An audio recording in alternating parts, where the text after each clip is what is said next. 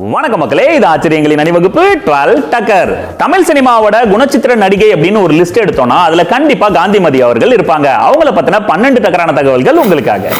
சின்ன ஏஜ்லயே வயசான கேரக்டர்கள் பண்ணவங்க அப்படின்னு பார்த்தோம்னா தங்கவேலு, வி.கே. ராமசாமி, அந்த வரிசையில ஹீரோயின் ஆகணும் அப்படின்னு இண்டஸ்ட்ரிக்குள்ள வந்த காந்திமதி அவர்கள் 1945 மானாமதுரையில பிறந்திருக்காங்க.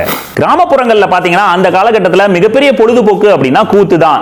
கோவில்ல திருவிழா விசேஷ டயத்துல எல்லாம் கூத்து நடத்துவாங்க. அங்க கண்டிப்பா காந்திமதி அவர்கள் ஆஜராயிடுவாங்க. விடிய விடிய கூத்து பார்த்துட்டு மறுநாள் தன்னோட சொந்தக்காரங்க முன்னாடி அந்த கூத்துல எப்படி எல்லாம் நடிச்சாங்க, என்னெல்லாம் பண்ணாங்க அப்படின்னு காந்திமதி அவர்கள் நடிச்சு காட்டி கைத்தட்டு வாங்குவாங்க. நீ சூப்பரா நடிக்கிற, உனக்கு படிப்பு தான் வரலையே, நீ நாடகங்கள்ல நடிக்க ட்ரை பண்ணேனா சிறந்த நடிகையா வருவ அப்படின்னு சொல்லி சொந்தக்காரங்க எல்லாம் காந்திமதி கிட்ட சொல்றாங்க. இதை கேட்டு அதுல ஆர்வம் அதிகமாகி நைட் எல்லாம் நாடகத்தை பார்த்துட்டு மறுநாள் அதே மாதிரி நடிச்சு பயிற்சி எடுத்துக்கிட்டு காந்திமதி அவர்கள் நடிகையா மாறுறதுக்கு ட்ரை பண்ணிட்டு இருந்த காலகட்டத்தில் இந்த விஷயம் கேள்விப்பட்டு எஸ்பி சகசரநாமம் இவரை கூப்பிட்டு நடிக்க சொன்னவங்க முன்னாடி காந்திமதி அவர்கள் சூப்பரா நடிச்சு காட்டியிருக்காங்க. அங்கதான் காந்திமதியோட லைஃபே மாறுது. கிராமத்துல இருக்கிற வயசானவங்க எப்படி இழுத்து பேசுவாங்களோ அந்த மாதிரியே பேசி பாடி லாங்குவேஜ் மிக்ஸ் பண்ணி நடிச்சு காட்டினதுனால சகசரநாமம் இம்ப்ரெஸ் ஆயிட்டாரு. அதுக்கப்புறம் தன்னோட நாடக குரூப்ல அவங்கள சேர்த்துக்கிட்டாரு. அதுக்கப்புறம் திருச்சி, மதுரை, அப்புறம் தஞ்சாவூர் உட்பட பல ஊர்கள்ல நாடகங்கள் போட்டு அங்க காந்திமதியை நடிக்க வைக்கிறாங்க. காந்திமதியோட நடிப்பை பார்த்து ரசிகர்கள் எல்லாம் சூப்பரா இம்ப்ரெஸ் ஆகுறாங்க. காந்திமதி அவர்களோட நாடகத்தை பார்த்து இம்ப்ரெஸ் ஆன ஜோசப் தலியர் தன்னோட படமான இரவும் பகலும் படத்துல காந்திமதிக்கு வாய்ப்பு தராரு. அந்த படம் தான் ஜெய்சங்கர் இன்ட்ரோடியூஸ் பண்ண படம். காந்திமதி அவர்கள் நடிச்ச முதல் படத்துல ரொம்பவே நல்ல கேரக்டர். அந்த படமும் சூப்பர் டூப்பர் ஹிட் அடிச்சுது. அதுக்கப்புறம் பாத்தீங்கன்னா காந்திமதிக்கு அதே மாதிரியான வயசான கேரக்டரே வந்ததுனால கொஞ்சம் ஃபீல் பண்ணாங்க. இருந்தாலுமே வந்த கேரக்டர் விடக்கூடாது அப்படின்னு சொல்லிட்டு சூப்பரா ஸ்கோர் பண்ணி நடிச்சு கொடுத்தாங்க. சில காலகட்டத்திலே எம்ஜிஆர், சிவாஜி இவங்களோட நடிக்க ஆரம்பிச்சாங்க காந்திமதி அவர்கள். அவங்களுக்கு அம்மா ரோல்ல.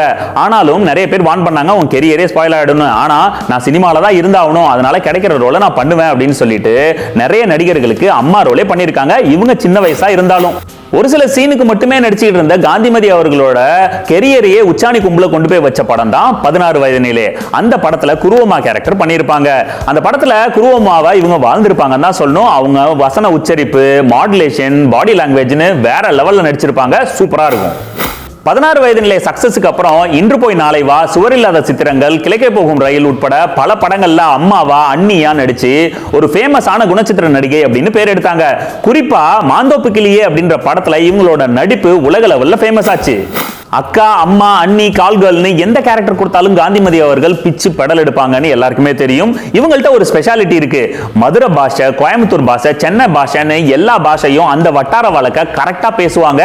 அது மட்டும் இல்லாம தனக்குன்னு பாடி லாங்குவேஜ், தனக்குன்னு மாடுலேஷன் வச்சுட்டு அவங்களுக்குன்னு ஒரு ஸ்டைலே கிரியேட் பண்ணியிருந்தாங்க காந்திமதி அவர்கள். இன்னைய தேதிக்கு வரைக்கும் நிறைய மிமிக்ரி ஆர்டிஸ்ட் வந்து காந்திமதி அவர்களோட வாய்ஸை மிமிக்ரி பண்ணிக்கிட்டே தான் இருக்காங்க. கமலுக்கு ரொம்ப பிடிச்ச நடிகை அப்படின்னா காந்திமதி அவர்கள். தன்னோட எல்லா படத்திலையுமே ஒரு கேரக்டரை கண்டிப்பா கொடுத்துருவாரு. குறிப்பா சொல்லணும்னா அபூர்வ சகோதரர்கள் படத்துல ஃபர்ஸ்ட் மனோரமாக்கு முன்னாடி காந்திமதி அவர்கள் 20 நாள் நடிச்சிருக்காங்க. அந்த படம் ஸ்டாப் ஆயிடுச்சு. அதனால அதை திருப்பி ஸ்டார்ட் பண்ணும்போது மனோரமா அவர்கள் அதுல கமிட் ஆகி நடிச்சாங்க. இன்னும் குறிப்பா சொல்லணும்னா அபூர்வ சகோதரர்களோட 75வது நாள் அன்னைக்கு நம்ம காந்திமதியும் கமல்ஹாசனும் சேர்ந்து ஒரு பாட்டுக்கு டான்ஸ் ஆடி இருப்பாங்க. அந்த சாங்கை இன்டர்வல்ல தியேட்டர்ல போட்டு காட்டினாங்க. மூவிஸ்ல பிஸியா நடிச்சுக்கிட்டே இருக்கணும் அப்படிங்கிறதுக்காக மேரேஜ் கூட பண்ணிக்காத காந்திமதி அவர்கள் தன்னோட தங்கச்சி ஃபேமிலியை தான் ஃபேமிலியா பாவிச்சு அவங்கள வளர்த்தாங்க. அவங்க நம்ம கூட இப்ப இல்லைனாலும் அவங்களோட பாடி லாங்குவேஜ், வசனங்கள் இது எல்லாமே நம்ம கூட வாழ்ந்துகிட்டு தான் இருக்கு. காந்திமதி அம்மா கிரேட். ஓகே மக்களே, மீண்டும் சந்திப்போம். இது ஆச்சரியங்களின் அணிவகுப்பு 12 டக்கர் வித் மீ உங்கள் ஜேடி.